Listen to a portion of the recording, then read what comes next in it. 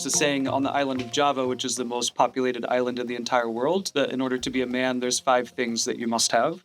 So it's a house, a horse, a wife, a dagger, and a songbird.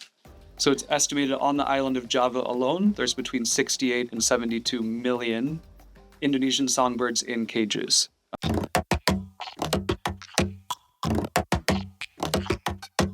Welcome to the Future for Nature podcast. Every year, 3 exceptional young conservationists, all under the age of 35, coming from some of the most wild and remote places on Earth, are selected out of hundreds of applicants to receive the Future for Nature award, which comes with a €50,000 prize to go towards protecting and conserving the natural world. Over time, as they've grown in number into a Future for Nature family, these young conservationists have drawn on the many lessons learned from their vastly different backgrounds, countries, cultures, and the species they protect, to offer support and learn from one another. In this podcast, you'll hear them discuss some of the issues closest to their hearts and share in-depth knowledge from the field. Today we'll be hearing from Samia, Adam and Else about the illegal trade in wild birds that's not often talked about, but is devastating populations in South America and Asia. Hi, I'm Samia Saif from Bangladesh, working for wildlife protection, mainly wildlife trafficking in Bangladesh. I'm Else Lavieren, and I work for Wildlife and People Suriname. And we also work on wildlife crime issues in Suriname and around the area. Yeah. Hi, I'm Adam. I work for Planet Indonesia, and we work at the intersection of supporting healthy tropical ecosystems governed by thriving communities, including a lot of work around illegal wildlife trade and wildlife crime. All right, so guys, ladies. Hello. So I have some questions for us here today. So the first one is, most people know about illegal trade in elephant ivory and rhino horn. Can you tell us more about the illegal trade in birds? And then in particularly, why it's happening and where it's happening? Is the demand, why and where is the demand? And what bird species are specifically threatened by trade? Yeah, so in our case, in Suriname, just to give you a bit of a background, Suriname is really becoming a really important transit country for wildlife, illegal wildlife trade, and it's because there's a high level of corruption. It's relatively easy to smuggle animals in and out of Suriname for a bit of a price. So we've been seeing an increase in macaws, very, very critically endangered, the Lear's macaws coming from Brazil, but also other species coming from Brazil, like golden lion tamarins, who are smuggled through Suriname to different destinations.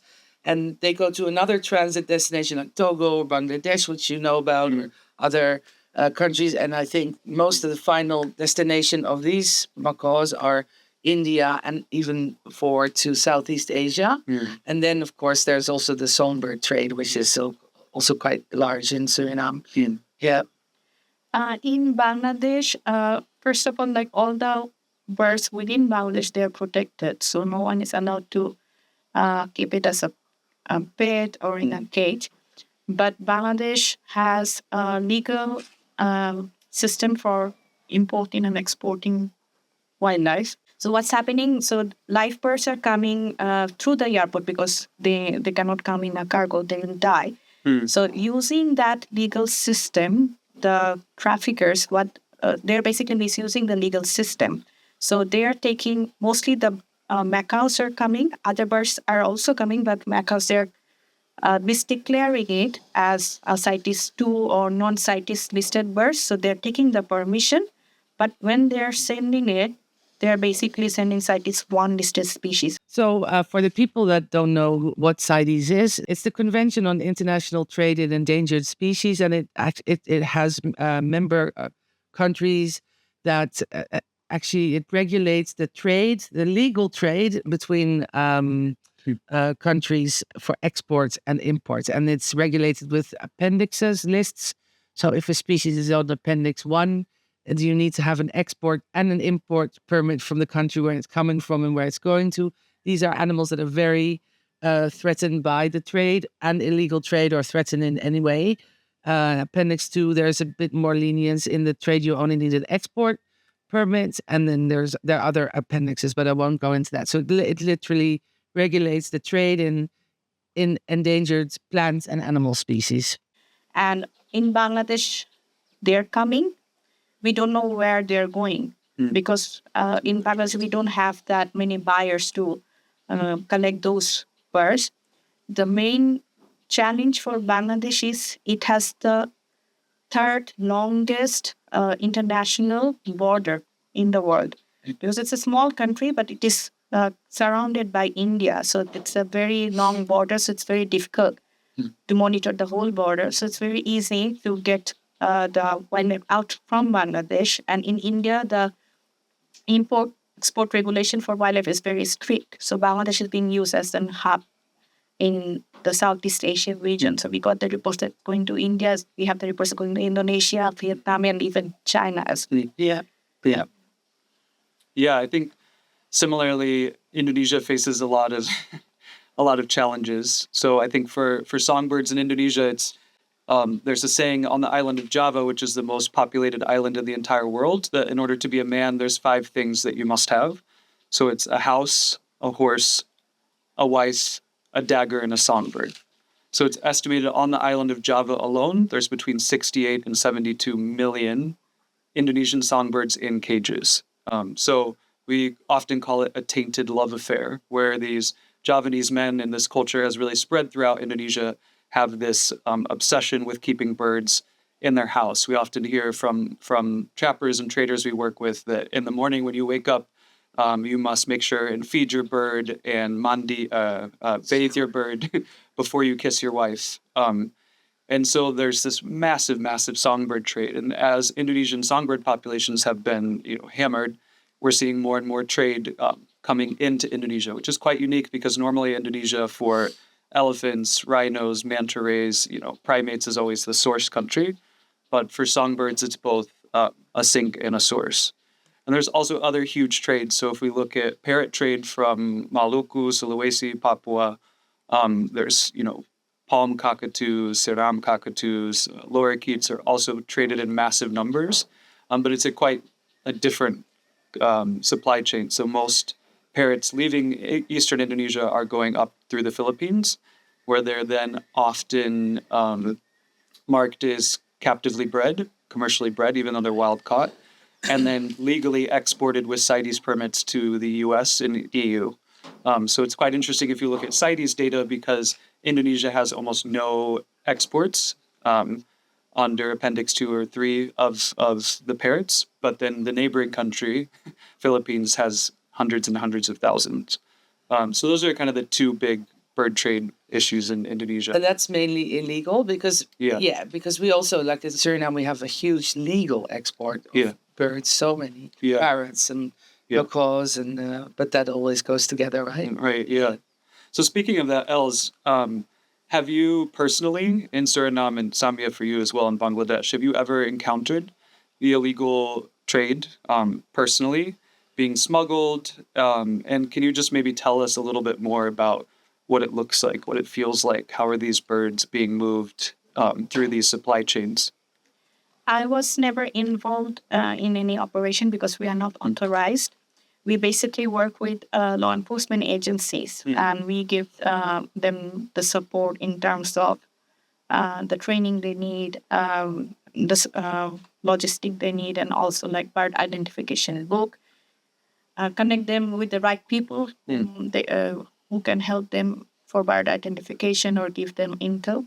But as per law, we are not authorized to be part of that trade. And even this is a gray area in the sense that they know that it's coming because a legal trade is there, but still there is no system to monitor what's happening to these birds. So that monitoring system needs to be improved because we need to check what's happening after that. Yeah, so for me, I've been in Suriname for 9 years. I've been working a lot in South Suriname, where you can only you can only get there by plane, chartered Cessnas, or because there are indigenous villages dotted in this massive rainforest, and a lot of the wildlife is sourced from there. So I've been working with the communities to see if we doing wildlife trade assessments and how dependent they are on them. And birds are pretty big for them also. And I have to say the indigenous peoples don't get many. They get the lowest prices, right? So that needs to change. But we're talking about toucans and parrots and macaws and songbirds near the border with Brazil. And so they're all flown to the city, to Paramaribo, and then they either are locally sold or they are exported legally. So there's, like I said, Suriname has huge quota for export of wildlife, legal wildlife. But then what happens is because the airport officials are so corrupt, and I'm just going to say it out loud. So if Nature Conservation Division comes to check the shipment of legal birds, they say, okay, it's fine, the shipment is fine, and then as soon as it passes the check of NCD, often then it goes to the customs, and that's where it becomes really, easy to shove extra animals inside, and because they don't get the check anymore, right? So, and then it's quite easy to transport them out. So then you're hoping that the destination country or the next transit country will be more strict, like Bangladesh was, but then, you don't know what happens then. But that's I'm quite a lot. I see it a lot in my work here. Yeah. Daily, actually. Yeah, same. I think, for me personally, like witnessing the trade when I first moved to Indonesia 11 years ago, I think it was one of the things that like really caused that shift in my career, because I went to Indonesia to study birds, and I was out in the forest counting birds, right, as most conservationists are trained to do. Yeah. And you'd literally be on transects counting birds as people were hiking by with songbirds stuffed into water bottles, with bamboo sticks with sometimes 30 to 40 birds stuck in glue, and it just felt very that's how they trap them. They'll put bamboo out where they can roost, and then cover it in glue. And so seeing that, it was like, why am I in the forest counting these birds when they're literally being exploited in front of my eyes? So I remember having a distinct moment of kind of like hanging up my binoculars and thinking of like, I'm still a conservationist, but we need new ways of working, and kind of transitioning to a social entrepreneur. But, we've built also Indonesia's first songbird rescue center called the Watgatak Conservation Center. And so there we deal with, literally on a weekly basis, victims of the trade. And I think it's extremely depressing. We get boxes of birds, cardboard boxes with holes poked in them. Sometimes you can get up to 400 birds in a box. They'll often be taped, and sometimes even their beaks will be glued shut so they can't make noise. And the mortality rate is just insane. It's insane. So I think that's one thing that hopefully this year we'll publish with data from the rescue center. Do you have an idea how it's about 88 to 93%. That's super high. Wow. Yeah. So if we're actually trying to build a statistical model to backtrack, so to try to think about every bird that you see in a songbird market, anywhere really, but using that data, right? If we track backwards statistically for every bird you see, how many died basically for that bird to get all there. So it's quite draining. But yeah, moving along, because I think there's this really interesting story that the two of you share, right? That last year there was this big incident of macaws that were being illegally smuggled, and they were intercepted in Bangladesh and potentially, from areas else where you work, and also potentially transited from areas that you work. So I wondered if you two could just tell us a little bit more about this incident and maybe your perspectives and particularly how it evolved. Yeah, I can. Yeah, I'll start because it started around there. Follow the supply chain. Yeah, so I had gotten intel that there were Lear's macaw. I had heard hyacinth, but this Lear's macaw is even more endangered. And at some point, NCD contacted me and said they had found them and they had confiscated them, which was great. And sorry, that was NCD. NCD, sorry, that's Nature Conservation Division. Yeah, Suriname. Suriname, yeah. So sorry about that. So they were confiscated, and we contacted, they contacted the Brazilian government, and they were super in shock because these birds are really rare, and also the golden lion tamarins, they're just, they're doing all right now, but they used to be super endangered as well and still vulnerable. So we did everything we could to keep them safe, and obviously the Brazilian government wanted them back. So once all the papers were organized and everything, they sent a charter to Suriname and to pick them up, which was a huge thing. I mean, that shows how much they were worth, not just money, but especially for the population, right? Because there's so little left. And the night before, they were actually the charter plane from the government had arrived in Suriname, and that night they got stolen. The birds, not the monkeys, they were eventually repatriated back to Brazil. Two escaped. They're still doing well. They're being seen around, but it's a really sad story because also the people from the rangers from the Nature Conservation Division who were fighting so hard to get like a small group to keep them safe, but they were worth so much that there was political friends, and someone talked, and they came and stole them. It was an absolute drama, really, really horrible. Yeah, I remember, Els, we were together. Yeah, we were together at a conference on primates in Kuching, in Malaysia. Yeah, and I was so upset. You were getting the information that the confiscation had happened, right? And it was that you were so proud of the government officials that you support and work with, right? And then just literally the next morning I saw you and you were like, Adam, guess what happened last night? Yeah, I just broke down in tears. Yeah, I broke down in tears. People broke in, and yes. Absolute shocking. Yeah, it was just terrible. Also because this was a really important case to show, to make a change. Because wildlife trade and illegal wildlife trade has been so, there's nothing much, there's not much being done over the years in Suriname and South. So now this would have been such a fantastic case to show how it should be done. But really sad. Yeah. Yeah. So then they made their way, Samia, to... Later on, I think, there was a consignment with 3 layers macaws, and definitely it was a misdeclaration. And we are giving training to the customs officers as well for the last 3 years, because in Bangladesh, the forest department, they don't have access to the airport. And the customs officer, every day they have a target to achieve to generate revenue. So what we did, we showed them, if you can use your Customs Act and seize wildlife products, you can also generate revenues. And it actually clicked, and they started. We provided them training. We put them in contact with the forest department. You can just WhatsApp the photo to them, and they can come to help you out. So they took photo. They sent it to the forest department. They came and. There were 3 layers macaws, so CITES 1 listed species, very highly valuable because there are less than 1,000 in the wild. And so they immediately seized that and sent it to a safari park. Unfortunately, all of them died after a few days.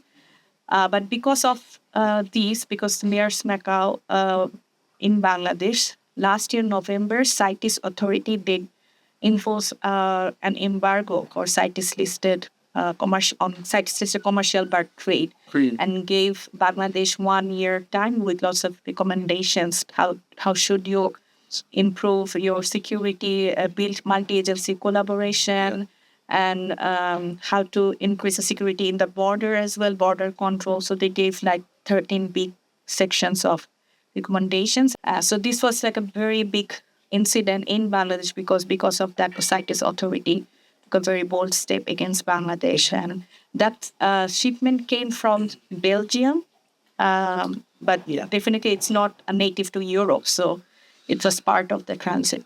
Yeah, exactly. Yeah. Super interesting. Well, so now maybe we can continue moving onward. So we've talked a lot earlier kind of about some of these challenges and problems we face. But I wanted to also hear maybe from each of us about what could be changed, or what are some of the solutions to reducing illegal trade in birds. And then maybe we can have a little reflection on the difference between South Asia, Southeast Asia. What was it, kingfisher? Yeah. Maybe I'm happy to start with this one a little bit. Just because I think Indonesia is, again, quite unique because it's the whole supply chain in one country.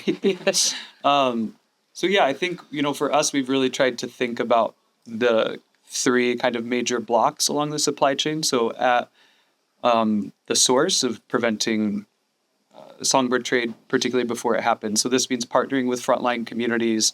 We do a lot of work integrating financial security through savings and loans clubs, healthcare, working to set up community-based patrols, and really trying to prevent songbird trade from these critical ecosystems, from the start.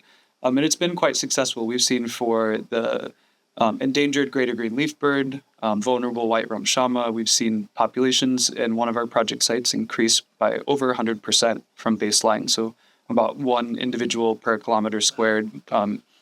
In the leaf bird's case, to up to 6 individuals. So I think that is something that's really central. But then we've also looked at moving up the supply chain. So once these birds, are often aggregated at these convergent points, which often sometimes is transit areas or markets. And in there, we do a lot more work with law enforcement. So in 2017 was the first arrest of a songbird market on the island of Kalimantan. So even though most of the songbirds are not protected, the ones that are were still traded openly. And so since 2018, we've really had some good movement with the law enforcement agents, and we've seen just in West Kalimantan, I think the number of markets selling protected species fluctuated from year to year between about 98 to 103, and that's down to 7 to 8. So almost have eradicated the open sale of protected songbirds. And I think kind of the final piece for us moving up is looking at how we use behavior change campaigns. So because so many of the songbirds in Indonesia are not protected, and also there's so many other factors besides the economics or regulatory frameworks, but really the social, cultural aspect, right? Where we see songbird competitions where men literally, and sometimes the thousands, will gather on the weekends, bring their birds, and they have competitions. And based on their birds' plumage and ability to sing, you can win anything from a motorcycle to the President's Cup. The prizes can be above $100,000. And so we've been actually creating partnerships with Islamic institutes. We did research and found out that 93% of participants are Muslim men. And there's actually in Indonesia a fatwa, which is kind of a Islamic law, about the protection of nature. And so we've partnered with mosques around Kalimantan, and through Friday prayers have been doing outreach events with the ustad, the religious leaders, really running campaigns on that these species are protected and that there is a strong connection to the teachings of Allah around this, and that also a lot of these songbird competitions actually borderline with gambling because there's money involved in betting and things like that, which maybe Samia, you can tell us more. But from my understanding as a non-Islam non-Islamic man, that gambling and betting is a very serious sin. And so we've seen some really good movement there. There's still lots of songbird competitions, but we've seen the participation rate actually start to drop off. And particularly a big agent of change that we've done through this kind of our seen in this before-after research is actually wives. That wives are hearing this message and actually putting a lot of pressure on their husband to stop wasting time, stop wasting money, follow the teachings of Allah, give up the songbird trade, and focus on your family and the teachings of Allah. So kind of in summary, I know that's a lot, but really trying to think about the source, at the site, the transit in the markets, and then the demand at these competitions. So, but I know you guys are also working at different species, and also it's a lot of the species, the case that you guys just mentioned, right, is more of kind of a high-class species, right, worth thousands and thousands of dollars. So the solutions I talked about, do you guys see similarities? I would like to continue because we came to know about the photo. I think it was in 2016. Yeah. So The fatwa. that was a very successful case, and that's what we are also following. So we have meetings with the Islamic scholars. Yeah. But in Bangladesh, we are not saying focusing only on the Muslim, though it's a Muslim majority country. So we are focusing on Muslims, Hindus, Christians, and Buddhist people. So we are sitting with all the religious leaders and asking them to preach it within their community. And that was inspired from the Indonesian case. Yeah. And another thing is within Bangladesh, the law itself is very weak. So we don't, the law talks about protecting the wildlife of Bangladesh, but even if I have like a lion with me, Bangladesh law cannot do anything because it says like, okay, if you kill anything which is found within Bangladesh, you are guilty. But if I'm sitting with African elephant, the law cannot do anything with it. So we are trying to provide suggestions to change those stuff because people are bringing exotic species, and as per the law, there's very little scope to do anything. Yeah, that's really interesting.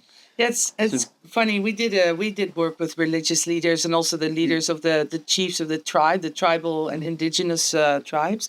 But that was on the illegal jaguar trade. It was very powerful. So, when it comes to solution or things that we are doing, measures that we're taking in Suriname, where we can actually make a difference, because when it comes to corruption and enforcement, there's only so much you can do as an organization or as an individual. But we work with the communities that are trapping birds for legal and illegally.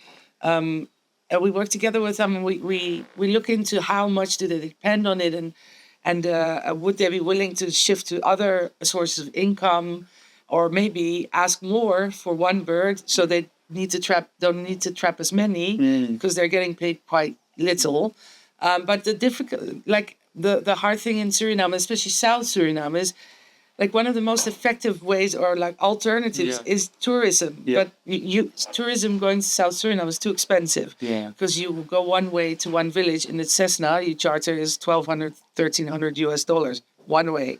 So you can only fit 4 people in. So it becomes quite expensive, right? So so that's challenging. But in the villages that are closer to the coast, we have one village, Calabaskek. It's also indigenous village. They're fantastic, and they have a female captain or leader, chief, and she's not the chief, but we call it captain.